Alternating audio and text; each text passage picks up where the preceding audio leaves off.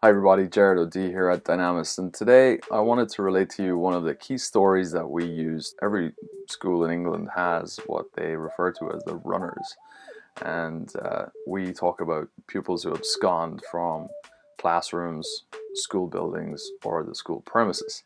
And the story happens like this. It was told to me by a teaching assistant I met in a school up in the Midlands several years ago, and we use it extensively on our courses to discuss some key issues. The TAs stood at the front gate of the school first thing in the morning, and a car screeches to a halt in front of her, and a woman pulls a 5-year-old boy off the back seat of the car and sort of plops him down in front of her. She gestures to the boy and says, "There you go, Jimmy, get into school." And the boy looks up at the mum and he says, "I told you already, I don't want to go to school today." She says, "Get into school." He looks up, he says, "But I don't want to." She says, "Get into school or else." And he turns around and he runs off up the footpath away from school. He crosses the road and he's off into the community, up Coronation Street and round Albert Square, as we say. The TA looks at the mum. She gestures like, "What are we going to do?" The mum shrugs her shoulders and says, "I brought him to school, didn't I?" And the TA has a dilemma at this moment, so she has to make a decision. She's looking at the rapidly receding figure of the 5-year-old boy, and she makes a decision to pursue him. So she takes off down the footpath, she crosses the road, she goes up Coronation Street, she catches up to him at Albert Square. And at this point, she engages him in some dialogue. They talk about what's happened.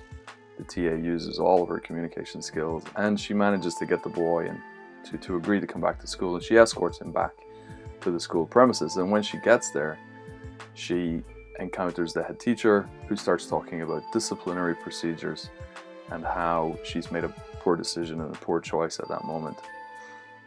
So she stood up at a training course I was running and asked me this question. She said, "This is what happened, what do you think?" There's about 5 issues. So the first one, of course, is who has, at that moment that the boy runs off, who has care, custody and control of the child? The next point that we often get to is, as the TA decides that she's going to pursue the child, she leaves behind the duty that she had, which was to safeguard the children as they entered into the playground and to act as a meeting point at the front gate of the school. So she's got a duty which has been assigned to her, and she leaves it.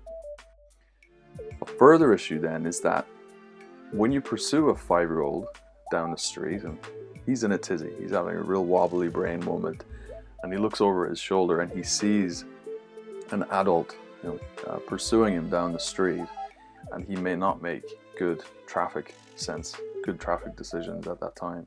So I would say there's an increased chance that he might step in front of a car and step off the road and so on. Further issue then becomes when she is down that street with that child, she's on her own. She's interacting with a distressed child who is very unpredictable at that moment. In this story, she manages to engage him with her communication tactics, but it could have become a physical confrontation at that moment. And that then becomes an issue because there are people watching. She's abroad in the community on her own. So, tricky moment for her. I said, "Look, were you following the policy and the procedure set out by your school for this kind of event?" Now, the TA looked at me and she said, "What do you mean? I don't know what you mean." Which then sets off another cascade of questions. Question number 1 is, does the school have a policy and a procedure for this reasonably foreseeable event at a primary school? Question 2, has she been made aware that the policy exists, and has somebody checked with her that she understands what she's to do when she's in that position at the front gate, and then been given instruction and training around that?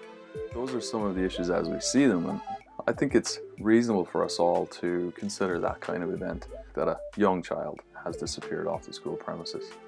What should we do? Do we have a policy? Is there a procedure we should follow? And then, does everybody know what to do? And can they actually follow through with that? Really key questions.